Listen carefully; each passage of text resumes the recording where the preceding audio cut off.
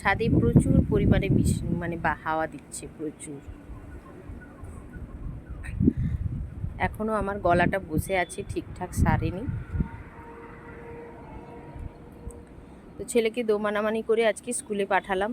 প্রথমে ভেবেছিলাম ওকে পাঠাবো না, ওয়েদারটা এরকমের জন্য। তো ভালো আবার দেখে পাঠালাম, কিন্তু 5 মিনিট বেরোনোর পরেই দেখছি আবার বৃষ্টি এসে গেছে।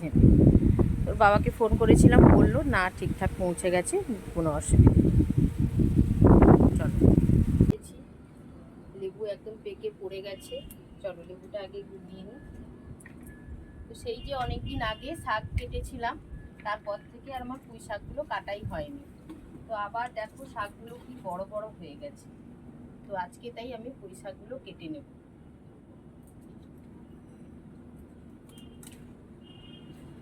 এই দেখো, এগুলো একটু ছোট ছোট করিনি, না হলে আমার ঝুড়িতে হবে না।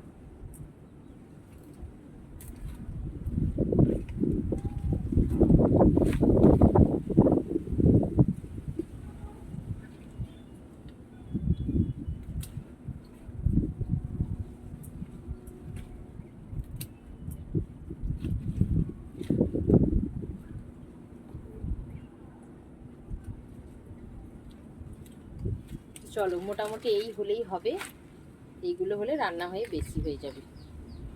তো সকাল থেকে ওয়েদারটা ভালোই ছিল, তাই দেখে ছাদে এলাম, কিন্তু এসেই দেখছি ওয়েদারের এই অবস্থা, থেমে থেমে আবার বৃষ্টি হচ্ছে।